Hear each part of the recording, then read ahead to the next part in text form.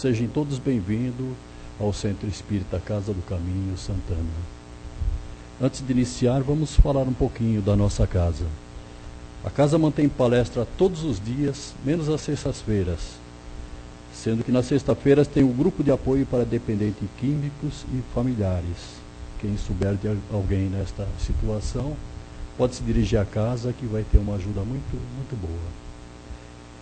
De segunda, terça e quinta, as palestras se iniciam às 20 horas, às 20h15, né? E ao sábado, deixa eu procurar aqui que eu estou meio perdido, às 15 horas, aos domingos às 10, sendo que no domingo tem a evangelização infantil. Às quartas-feiras é às 14 horas, né? E quem necessitar de passar no plantão de atendimento, sempre chega uns 40 minutos antes, mais ou menos, né? Para dar tempo de ser atendido. A casa convida todos para a noite da pizza e bingo. E com desfile infantil, tem, não sei o que é isso, brasileiro. No dia 3 de dezembro, no local é Acre Clube. O convite é R$ 45,00, com direito a 2 cartelas de bingo, 14 tipos de pizza, salgados, pizza salgada e doces, água e refrigerante incluso. A cerveja é a venda à parte. Então, queridos irmãos, de momento isso que eu estou passando para vocês, né? Vamos agora nos preparar para que possamos iniciar os trabalhos de hoje. Não esquecendo também de cumprimentar os nossos irmãos que nos assistem pela internet. Vamos, neste momento, fechar os nossos olhos para que possamos nos concentrar melhor. Vamos sentindo este ambiente de paz e de harmonia. Sentindo a presença do Mestre Jesus. E vamos pedir para que Jesus nos ilumine, que possamos abrir os nossos corações para receber esses ensinamentos do Mestre Jesus, sendo que ensinamentos esses que nos ensina a caminhar melhor, a ter uma trajetória mais compreensível, mais equilibrada. E é nesse clima de paz, de harmonia, Senhor Mestre Jesus, que te pedimos a permissão para iniciar a palestra de hoje. Vamos lentamente retornando este ambiente, abrindo os nossos olhos e vamos prestar bastante atenção na palestra de hoje, que será ministrada pelo nosso companheiro Amir. É do livro Renovando Atitudes e o tema é Imposições. Seja bem-vindo. Obrigado. Boa noite. Tudo bem? Estamos todos bem? Falar sobre imposições, né? Quem não come carne na Sexta-feira Santa aqui? Eu também não consigo comer ainda, porque eu fui católico por tanto tempo que ainda se eu for comer carne na Sexta-feira Santa, me dá um negócio meio estranho, assim, parece que eu estou pecando, né? Mas o Hamed, ele fala exatamente sobre isso aqui. Ele fala que tem uma passagem muito conhecida de Jesus, que o pessoal veio falar ali para Jesus que o pessoal não estava lavando as mãos antes de comer. E isso é um costume que estava ali na lei mosaica, né? Não nos 10 mandamentos, mas na lei ali mais ampla. É um costume que foi colocado ali. Por que Moisés colocou isso ali, que as pessoas deveriam lavar as mãos? Para que as pessoas não ficassem doentes. Né? Muita coisa que o Moisés colocou nas leis ali, nos 5 livros dele, aqueles 5 primeiros livros da Bíblia, não eram leis divinas, eram leis sociais, eram até hábitos de higiene que precisavam ser passados para as pessoas, e que se ele não colocasse ali como lei divina, o pessoal não ia respeitar. Então ele colocou como lei divina. E esse caso aí de lavar as mãos antes de comer era um desses costumes, que precisava ser colocado como lei divina para que as pessoas cumprissem.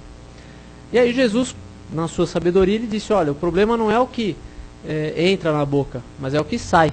É o que sai que torna o homem impuro. né? Dizendo que é o que nós falamos muitas vezes, e não o que nós comemos, que vai nos deixar impuros, né? E o Hamed, ele discorre aqui nesse texto dele sobre isso, sobre os costumes da época, né? Sobre as diferenças entre as leis divinas e as leis civis daquele Antigo Testamento. Que nós devemos considerar como leis divinas são os 10 mandamentos ali de Moisés, né? O resto, a maioria do resto é lei civil.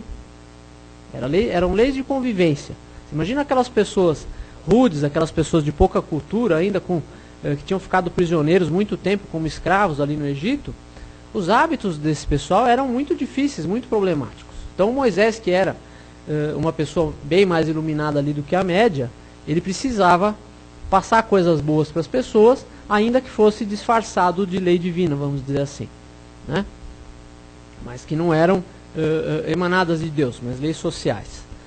E o Hamed fala que nós não podemos confundir a lei divina com a lei civil, porque são coisas muito diferentes. A lei civil, muitas vezes, ela está relacionada com as práticas exteriores, como essa aqui de lavar as mãos, por exemplo. Ela não fala nada ali do comportamento moral, ela não está falando sobre isso. É uma prática externa. E as pessoas eram muito ligadas naquela época em práticas externas, né? Em maneiras de orar, maneiras de se mostrar para os outros, sentar nos primeiros lugares, dar esmolas de uma maneira espalhafatosa. Então as pessoas eram muito dadas ali, como nós somos até hoje também, porque somos nós que viemos, né, daquela época e fomos reencarnando e temos ainda alguns desses costumes.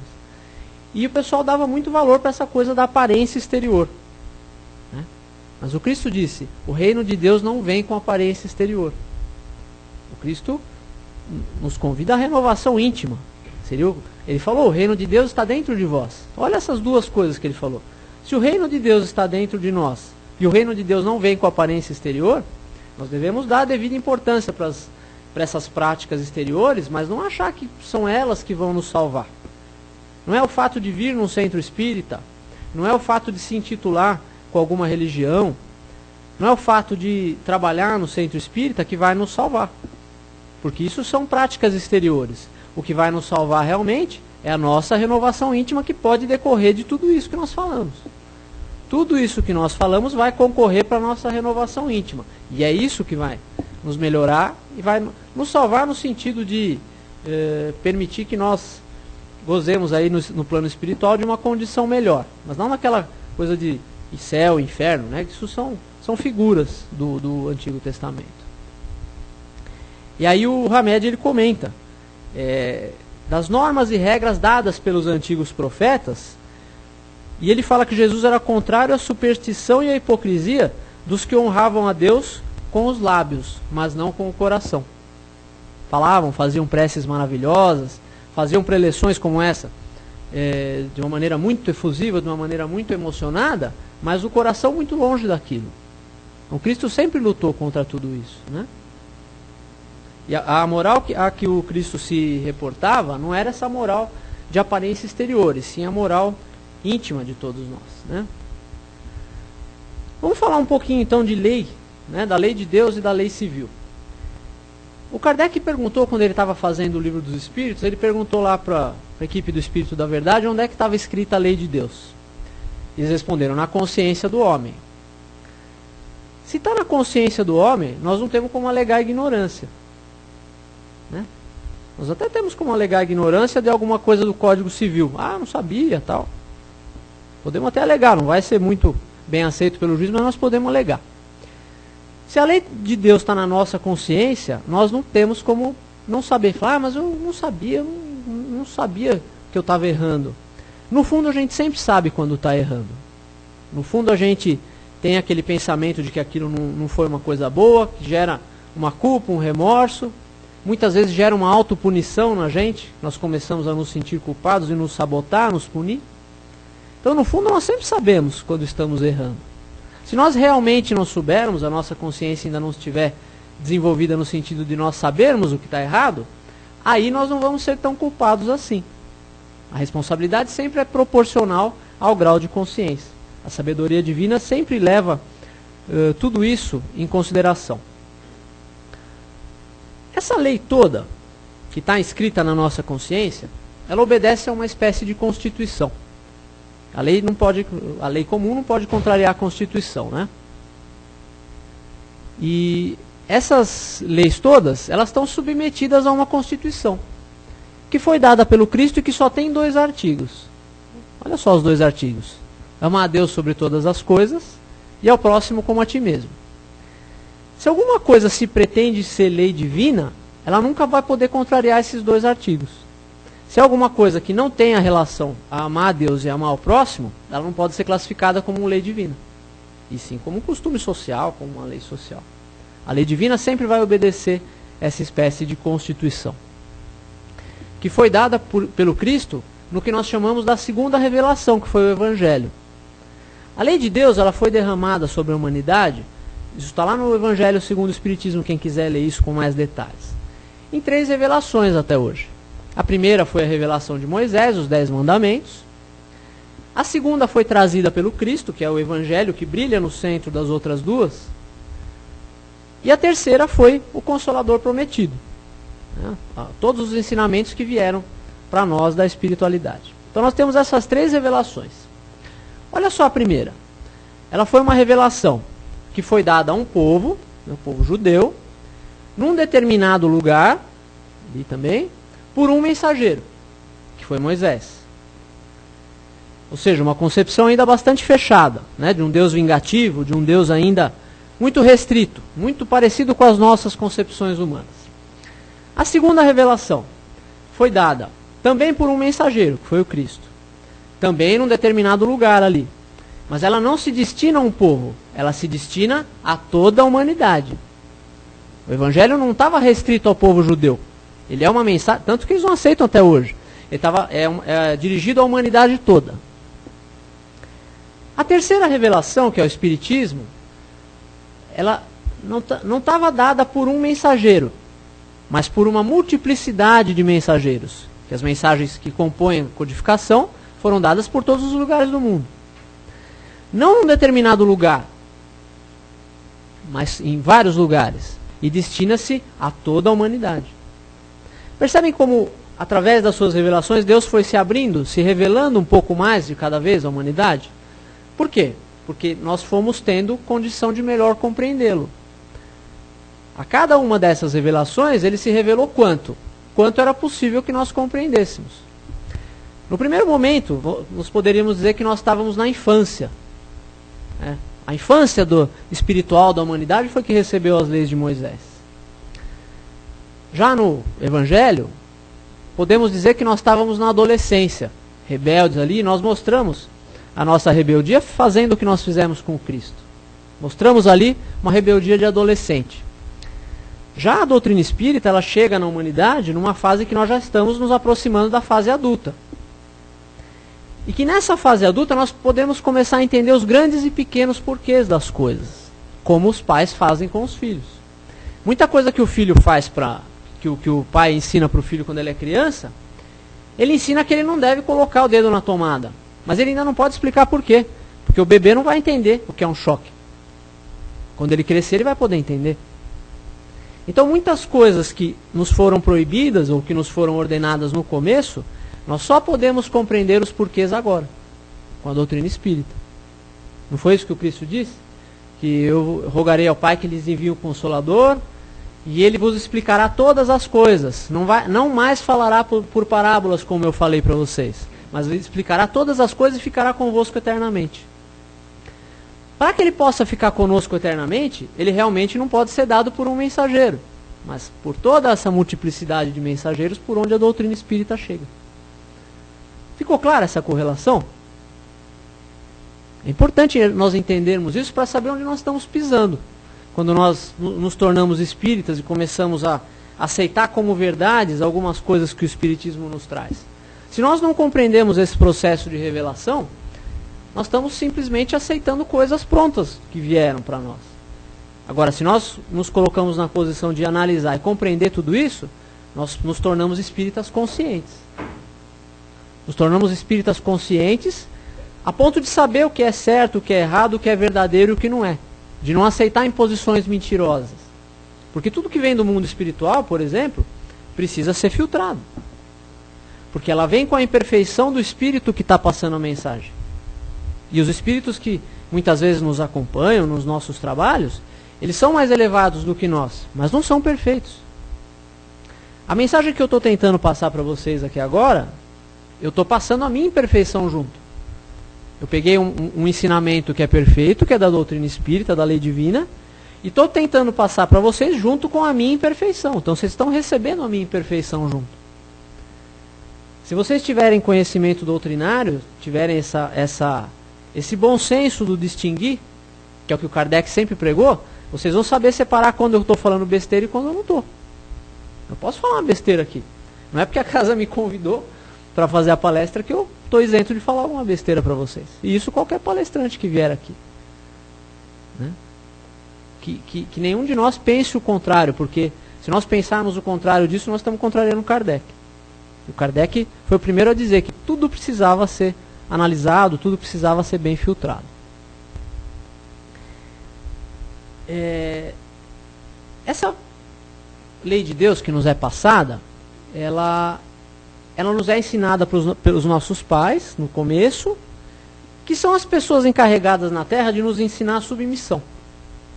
É muito importante que nós possamos compreender a importância da submissão à vontade de Deus. Porque muitas vezes nós nos colocamos naquela posição de eu tenho a personalidade forte, eu sei o que eu quero, eu confio em mim. E nos esquecemos da vontade de Deus. Eu vou fazer a minha vontade. Nós falamos assim, não é isso? Muitas vezes quando nós falamos, eu quero fazer a minha vontade, nós estamos seguindo não o que seria mesmo a nossa vontade espiritual, mas seguindo os nossos desejos. Nossos desejos que são característicos do ego, característicos da personalidade encarnada e não do espírito. Então muitas vezes nós nos colocamos a serviço dos desejos dessa personalidade encarnada que nós somos, que não necessariamente são os mesmos desejos do nosso espírito. O espírito não quer ter o carro bonito, o espírito não quer ser uma gostosona, o espírito não quer comer até morrer, o espírito não quer ter a casa mais bonita na rua, ele quer paz. Ele quer ter uma paz que só as coisas simples podem ir conquistando. Não que ele deva abrir mão de tudo que é material, porque nós estamos na matéria, nós precisamos da matéria. Mas que nós não nos apeguemos a isso. Só que está aqui para o nosso uso, não para que nós fiquemos escravos. Então quando nós nos colocamos a serviço da lei de Deus, e portanto nós somos submissos, nós conseguimos sobrepujar esses desejos. A Bíblia está cheia de exemplos dessa submissão. Uma foi na questão do filho pródigo, que ele era rebelde, né, naquela parábola, que ele quis sair e achava que o pai não sabia de nada e foi embora. E aí quando ele começou a quebrar a cara do lado de lá, ele pensou, nossa, até o mais humilde, olha as palavras dele, até o mais humilde dos servidores da casa do meu pai está melhor do que eu estou aqui agora. E aí ele se faz humilde e volta para a casa do pai. E o pai acolhe ele de braços abertos. Não é isso que acontece? Quando ele foi submisso à vontade superior, ele foi acolhido de braços abertos. A parábola dos talentos, que também todo mundo deve conhecer, né? Que o mestre distribuiu os talentos conforme a capacidade de administração a 3 servos. Os 2 melhores multiplicaram os talentos e entregaram. Quando o senhor voltou para tomar as contas, falou, olha senhor, olha aqui os talentos que me deste e os outros que eu lucrei. Olha aqui, ou seja, entregaram os talentos. Mas teve aquele terceiro, a quem o mestre falou assim, servo mau e infiel.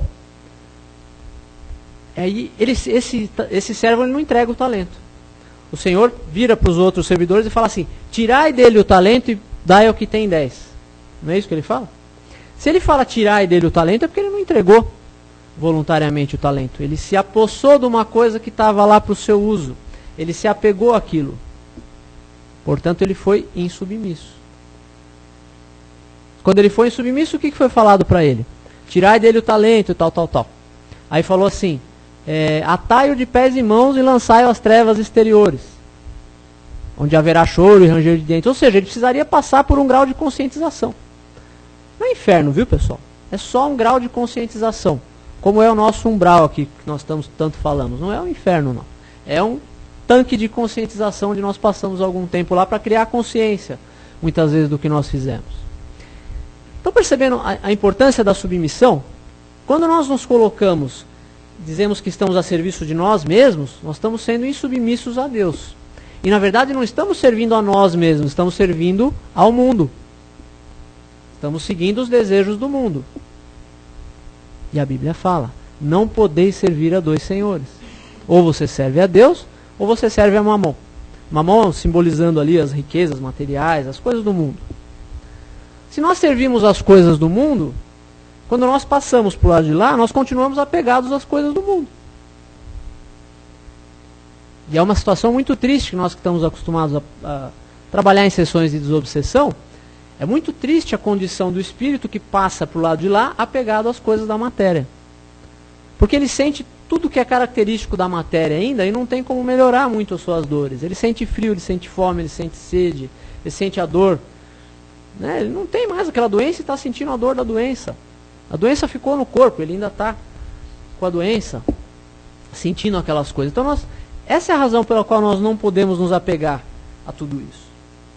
Porque toda vez que você é insubmisso à lei, você cria no futuro uma restrição. Como criou para o que não entregou o talento. Né? Atalho de pés e mãos. Que é o que acontece hoje, por exemplo, quando nós usamos da riqueza, por exemplo, que nós temos, da beleza, da inteligência, do que for, para querer ser mais do que o semelhante.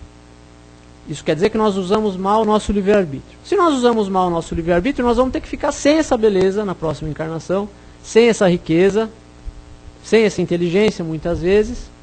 Não porque nós devamos ser punidos, mas para que nós tenhamos consciência. Nós estamos informados de muitas coisas, o que não quer dizer que nós já tenhamos consciência delas. Estar informado é muito fácil, basta ler alguns livros, escutar algumas palestras, você está informado. Criar consciência é um processo que pode levar muitas encarnações. Né? E essa lei toda, que nós estamos comentando e procurando diferenciar uma coisa da outra, não é para criar santinhos, para criar bonzinhos, muitas vezes vem na cabeça da gente aquela imagem, né? Aquele carolinha, né? Chegando aqui e falando mansinho. E meu irmão, minha irmã. E às vezes é só o irmão e a irmã ir embora, ele já vai falar mal, já vai falar alguma coisa. Isso é aparência exterior. Nós só precisamos cultivar essa máscara de bonzinhos quando nós realmente não somos. Porque nem o Cristo, que foi o espírito mais evoluído que transitou por aqui, ele não construiu essa máscara de bonzinho. Ele não precisava carregar uma máscara de bonzinho e de mansinho e tal. Ele tinha aquilo no coração. Ele tinha o amor no coração em todas as suas atitudes. Então ele não precisava construir uma máscara. Aí alguém poderia pensar que construiu. Aí eu trouxe aqui algumas coisas, falas do Cristo, hein? Olha só como ele não construiu máscara. Aonde está a carniça, aí ajuntam os abutres. Cristo falou isso. Raça de víboras, até quando estarei convosco? Vocês transformaram a casa do meu pai num covil de ladrões. Quem não é por mim é contra mim. Quem comigo não ajunta, espalha. Isso parecem falas de alguém que está querendo pagar de bonzinho? Ele não precisava disso. Porque toda a vida dele, toda a trajetória dele, foi do amor verdadeiro. Então nos momentos em que era necessário ter energia, ele podia mostrar essa energia. Ele fez isso também com amor, porque atrás de qualquer uma dessas frases que eu falei tinha um ensinamento moral. Logo depois delas foi transmitido qual era o ensinamento moral de cada uma delas. Uma delas é naquela passagem lá muito conhecida que ele expulsa os vendilhões do templo. Né? Todo mundo deve conhecer. Então, atrás de cada uma dessas duras aqui que ele dava, tinha um ensinamento moral, tinha um ensinamento amoroso. Mas ele não colocava uma máscara de bonzinho. Muitas vezes nós que somos espíritas, é tão comum para nós ver essa máscara de bonzinho, que nós achamos que isso é normal da nossa religião. E não é. Não deve ser. Se você ler o que o Kardec escreve, tem muitas coisas que ele escreve de próprio punho e não reproduzindo coisas dos espíritos, né? No Evangelho segundo o Espiritismo, principalmente na Gênesis, ele escreve de próprio punho. Estava claro ali que era uma pessoa que não estava querendo pagar de boazinha também. Ele estava querendo nos provar as coisas pelo raciocínio, pela lógica. Né? essa questão de nós construirmos máscaras, ela decorre de um erro de avaliação nosso. Porque às vezes nós temos um erro pensando o seguinte, que se nós trabalhamos na doutrina, fazendo palestra, dando passe, distribuindo lanche, ajudando a limpar o centro, ajudando a organizar as cadeiras, tal, nós temos a impressão que isso vai o trabalho, o suor, que isso vai nos conduzir automaticamente a uma condição melhor no plano espiritual. E isso não necessariamente é verdade. Né? Porque o trabalho no centro não nos muda a personalidade. O trabalhar pelo próximo, né? Você adquire créditos quando você ajuda o próximo. Quando você atende uma pessoa no atendimento fraterno, quando você dá um passe, você está passando coisa boa para o outro, você está adquirindo um crédito perante a lei divina. Fazendo uma palestra, dando uma aula. Mas isso não nos muda automaticamente a personalidade. Isso não nos exime, o trabalho na casa não nos exime do trabalho interior. E esse é lento, esse é dolorido muitas vezes. Porque ele faz... para conseguir trabalhar interiormente, é necessário que nós enxerguemos coisas que nós estamos escondendo há muitas décadas, muitas vezes. Que já começou ali manifestando aqueles defeitos, aquelas tendências, os nossos pais deram uma reprimidinha nessas tendências, nós não reprimimos tanto, mas muitas vezes demos aquela escondida, aquela invernizada, mas ela ainda está lá. Do que eu estou falando? Do nosso vício de prestígio, muitas vezes. Da nossa vontade de querer ser melhor que o outro. Da nossa vontade de querer aparecer mais que o outro. Da nossa vontade de querer estar sempre certo. Da nossa vontade de querer bancar o coitadinho, porque o coitadinho muitas vezes ele está manipulando as outras pessoas para se sentir o centro das atenções. De uma maneira até inconsciente. A maioria dessas coisas são inconscientes. E o nosso desafio é como coloca lá no Livro dos Espíritos. Conhece-te a ti mesmo. Esse conhece-te a ti mesmo, ele requer que nós peguemos isso tudo, que muitas vezes são comportamentos inconscientes, e comecemos a trazer para a consciência e estudá-los, à luz da nossa consciência. Aí é que nós vamos ficar cara a cara conosco mesmo para saber quem nós realmente somos. Ou seja, a verdade que realmente vai nos libertar é a verdade sobre nós mesmos. Não é nem a verdade sobre as leis e nem... Se nós juntarmos todas as verdades de todas as religiões e não tivermos um trabalho de reforma íntima, é a mesma coisa que não ter nada dessas revelações, porque é o trabalho interior que vai fazer mais diferença do que todas essas verdades somadas. Tá? Muita paz e muita luz a todos. Hoje é a minha última palestra do ano aqui. Não sei porque que a Sandra não escalou nada para os outros meses, mas acho que concentrou um pouco antes. Então eu queria dizer para vocês, só uma mensagem assim, que o fato de ser espírita não quer dizer que... Como é que eu vou dizer? Não é só sendo espírita que nós podemos fazer esse trabalho de reforma. Nós podemos fazer esse trabalho em qualquer religião, ou mesmo sem religião nenhuma. Né? O que é o espiritismo para nós? Não é uma tábua de salvação. É um caminho seguro para tudo isso. É um caminho que nos dá uma rotina, que nos dá um roteiro prático, um roteiro certo para ser seguido. E aí que está o valor dele. Mas se você encontrar na tua vida alguma doutrina, alguma religião, alguma coisa, que te mostre um Deus mais amoroso, que te mostre uma lógica mais perfeita, que te mostre um encadeamento tão lógico de coisas, que se coadune sempre com o amor, fique nela. E venha para nos contar, porque nós ainda não conhecemos. Né? Mas essa é a mensagem que eu queria deixar aqui. Que nós deixemos de ser bairristas, achando que só quem é espírita, ou só quem nos compartilha o pensamento é que está no caminho certo. Esse caminho pode estar em muitos outros lugares. Né? O que depende é da gente efetivamente seguir. Muita paz e muita luz a todos. Passou rápido, né? Podia falar tanta coisa, hein? Bom, quem tiver alguma pergunta, alguma colocação, é só levantar a mão.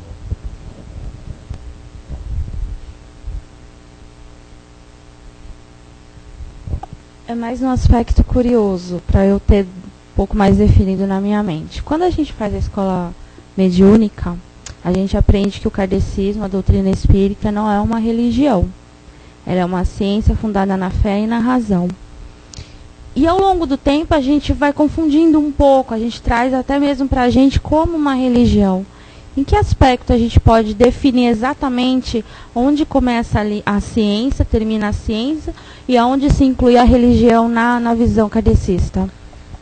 Então, se você for olhar na codificação, que são 5 livros do Allan Kardec, você vai ver lá que ele mostra os 3 aspectos. O aspecto filosófico, o aspecto científico, que é o que você citou, e o aspecto religioso. Porque como a doutrina traz consequências morais para nós, ele acaba fazendo a função da religião.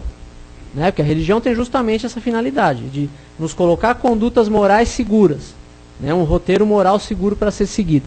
E nesse aspecto, eu entendo que a doutrina espírita é também uma religião.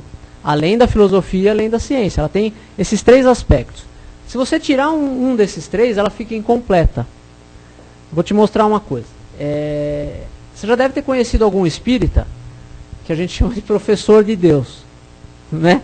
Que é aquele cara que sabe tudo, ele sabe a codificação, decora, ele sabe tudo, decora e salteado, ele gosta de esfregar o livro na cara dos outros, tal, mas não tem um pingo de amor.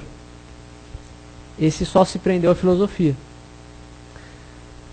Você tem aquelas pessoas que são muito boazinhas, que são moralmente irrepreensíveis, vamos dizer assim, mas tudo que você pergunta para ela não sabe. É uma pessoa que se prendeu só ao aspecto religioso. E você tem também as pessoas que só se ligam nos fenômenos. São aquelas pessoas que até hoje estão procurando sessão de materialização, querem ver as mesas girando e tudo. Essa pessoa só se prendeu no aspecto científico. E isso significa que ela deixou o mais importante de lado, que é a serventia da doutrina espírita enquanto guia de conduta moral. Tá? Então, assim, eu arriscaria dizer que a parte religiosa é a mais importante das 3, na minha opinião. Porque se você tiver as outras 2 e não se melhorar moralmente, ficou manco, né? A doutrina ficou, o tripé da doutrina ficou manco. Não sei se eu respondi o que você... É isso?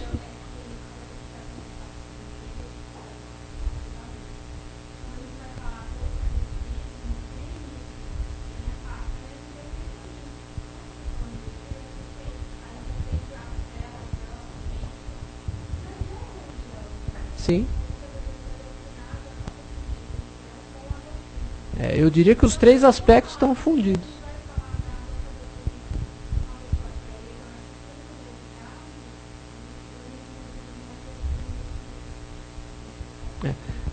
Tanto ele é também uma religião, que ele é a terceira revelação. Do quê?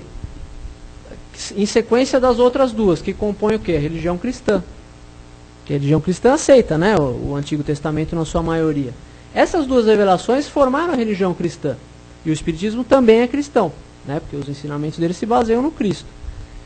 Tanto ele é uma religião que ele é a sequência das outras 2. Eu falaria para você com muita segurança isso que ele é, sim, uma religião. Tá? Ainda tem tempo. Quem quiser fazer mais alguma pergunta? Bem... Boa noite, obrigado, parabéns pela palestra. Infelizmente é a última aí do ano, né? É culpa dela, hein? Culpa da Sandra. Parabéns. Pegando um pouco ainda esse assunto,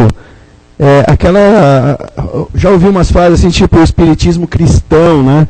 E até onde assim a doutrina carrega, traz, ou assim, se mescla, ou está meio embutido alguns dogmas, algumas coisas do cristianismo, né, da igreja, né, apostólica romana, se tem algum link uma coisa com a outra aqui.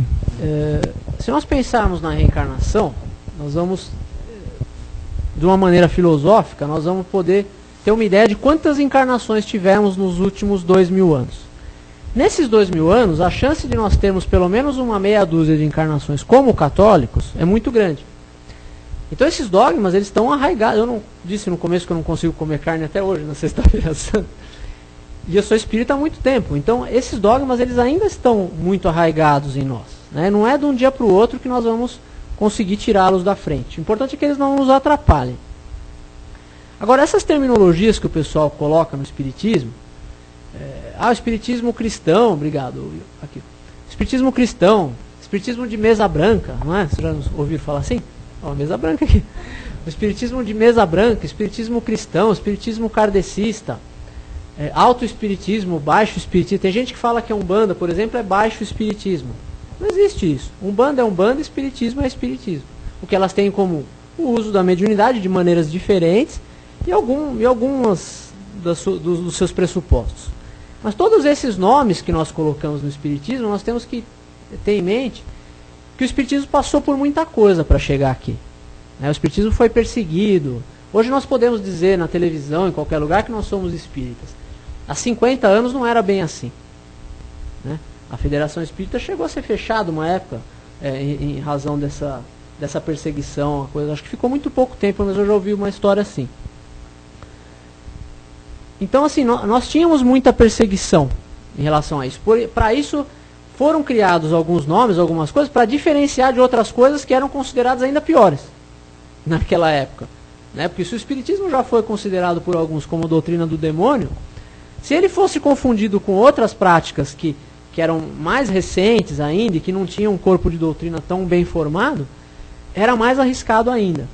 Então, nesse trajeto todo foram sendo criados esses nomes. Eu sou espírita, mas é de mesa branca. Eu sou espírita, mas sou kardecista, não é isso? O pessoal fala para não confundir com outras coisas. Isso é bobagem. O espiritismo é o espiritismo. Como é que eu sei o que é espiritismo? É o que está nos 5 livros do Allan Kardec. O Livro dos Espíritos, Livro dos Médiuns, Evangelho segundo o Espiritismo, o Céu e o Inferno e a Gênese. Esses 5 compõem a doutrina espírita. Kardec tem outros livros, que não são da doutrina espírita. São livros espíritas, mas não são a doutrina espírita. Livros do Chico Xavier, livros do Divaldo, esses livros da Ivone Pereira, esses livros todos, são livros espíritas, mas não são doutrina espírita. Eles se coadunam com a doutrina e, portanto, são considerados espíritas. Mas ali, muitas vezes, eles trazem a opinião de um espírito. Emmanuel, André Luiz e tal. Trazem a opinião sábia, na maioria das vezes, de um espírito. Então, eles são espíritas. Mas os livros do Kardec, por exemplo, os ensinamentos que estão no Livro dos Espíritos, por exemplo, eles passaram pelo controle universal dos ensinamentos. Aqueles ensinamentos foram dados por muitos espíritos diferentes em muitos lugares. O que o Kardec foi fazendo? Ele foi compilando. O que não batia com o que o outro tinha falado, ele tirava fora. Ele não falou para rejeitar 99 verdades, mas não aceitar uma mentira? Foi isso que ele foi fazendo, e assim ele foi compondo. Então a doutrina foi sendo composta com muito critério. E embora ela tenha mensagens individuais dos espíritos, o Livro dos Espíritos mesmo, ele passou por esse controle universal. Dos ensinamentos dos espíritos. Foram ensinamentos que passaram pelo crivo da razão e passaram pelo crivo da universalidade. Não sei se eu respondi. É isso? Falando da doutrina espírita, a gente fala que ela não é religião somente, porque quando ela foi trazida pelo Kardec, numa época que a Europa estava passando uma transição dos reinados, todas. Então ele teve que trazer todos os ensinamentos à base da filosofia, à base da ciência, que era para realmente mexer com tudo aquilo que estava lá atrás. Mas ela é essencialmente uma doutrina de amor, porque o Evangelho ela é feita pelos ensinamentos do Cristo, e o Cristo era só amor. Então ela é uma religião de amor, como Cristo fala, o Paulo fala. A caridade acima de tudo, e o amor acima de tudo. Então não adianta ter conhecimento, não adianta ter nada amor. Se não tiver amor, eu não nada serei. Então é importante estudar. O aprendizado é importante para isso, para a gente entender e se libertar de coisas que estão guardadas entre nós há milênios. Então ela é esclarecedora, ela nos ajuda no esclarecimento para que a gente possa conhecer. E se conhecendo, a gente se liberta. E se libertando, a gente tem mais facilidade de doar esse amor que a gente tem dentro da gente já. E como eu falei no final, se alguém conhecer alguma doutrina que mostre um amor mais puro do que o Espiritismo nos mostra, a gente gostaria de saber também. Porque é o amor puro em ação, Se você pega, por exemplo, uma religião mais dogmática, como que ela trata o obsessor, por exemplo? Expulsa da igreja como se fosse um demônio. No centro espírita, ele é acolhido como um irmão que precisa de ajuda. Chega xingando, chega cheio de raiva, querendo quebrar a mesa e tudo. Que não precisa ser branca mesmo, chega cheio de raiva, mas como é que ele é acolhido? Ele é acolhido como um irmão. Com a ajuda que muitas vezes nós recebemos já há algum tempo atrás, quando nós estávamos numa condição igual a ele. Então ele não é visto como um demônio, mas como um irmão que precisa de ajuda. Então essa é uma das muitas diferenças entre o amor relativo e o amor absoluto. O amor incondicional. Né? Sim. Não adianta você explicar um monte de coisa para ele se você não trata ele com amor. Né? Exatamente. Mais alguém? Só fazendo uma colocação então. Com respeito àquela pessoa que vem procurar o sobrenatural, como é que se diz? Vem querendo muito mais, que se preparem bastante, estudem bastante, que quando a gente vê aquele sobrenatural, a primeira vez sai correndo. Sai correndo. Agora tem que se preparar bastante para estar consciente que aquilo lá faz parte da...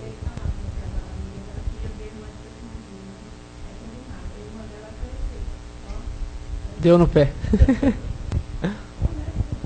Tem alguém? Tudo bem. Essa questão que você mencionou da religião, ela ocorre também por um detalhe. Quando o espiritismo começou aqui no Brasil, haviam grupos que uns defendiam mais o fator religioso, outro fator científico e outro fator filosófico. Quem conseguiu unificar isso foi o Bezerra de Menezes. Porque ele conseguiu demonstrar que, como você falou, a doutrina era equilibrada. Então, é claro, você disse que a religião é importante. O todo dela é importante. Porque uma coisa acaba se vinculando à outra. E quando Kardec ele fez a codificação, os livros dele são autônomos, porém têm conexão. Né? Eles têm harmonia. Então, a dúvida que sempre gerou foi isso. Porque cada um, quando começou a disseminar o espiritismo, cada um achava que ele era exatamente isso. Uns achavam que era mais a parte científica, outra mais a parte religiosa, e o Bezerra ele conseguiu fazer essa unificação. Então, por isso que ainda hoje paira dúvida sobre se é uma religião ou não, né? Mais ou menos nesse sentido. Né? Que a gente...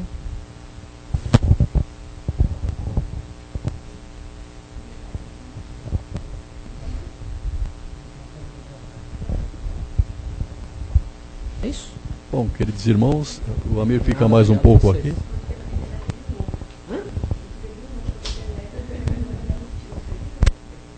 Quem tiver alguma pergunta, depois pode se dirigir a ele.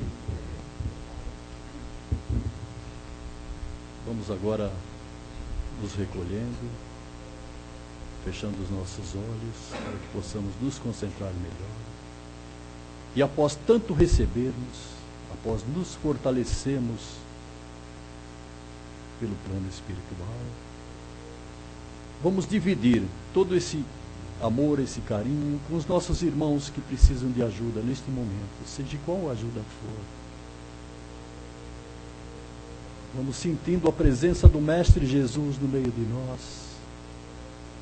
e através dos nossos pensamentos vamos nos dirigindo até os hospitais.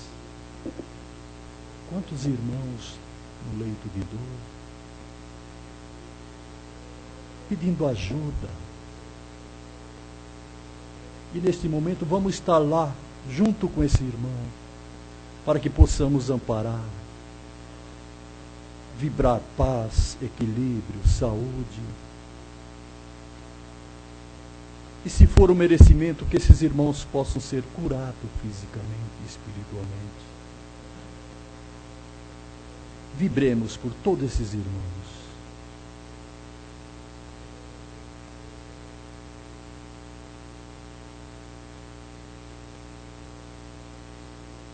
Quantos irmãos nossos, pelas ruas, debaixo de viadutos, passando fome e frio, muitos deles tomados pelos vícios.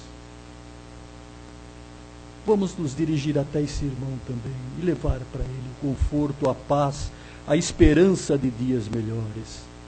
Vibremos por todo este irmão.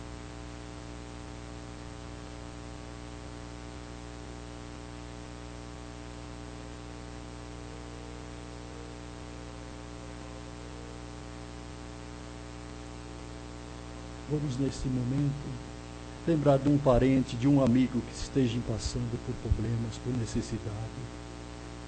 E vamos até ele também levar este amor, este carinho, para que possamos vibrar paz, harmonia, compreensão, equilíbrio. Vibremos por todos esses irmãos.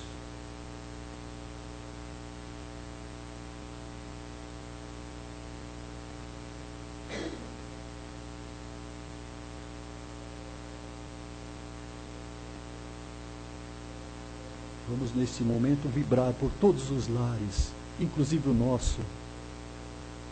Vamos em pensamentos levar a paz, a compreensão, a união, para que as famílias possam viver em harmonia, possam viver melhor, possam captar todos esses ensinamentos de Jesus e colocar em prática no dia a dia. Vibremos por todos os lares.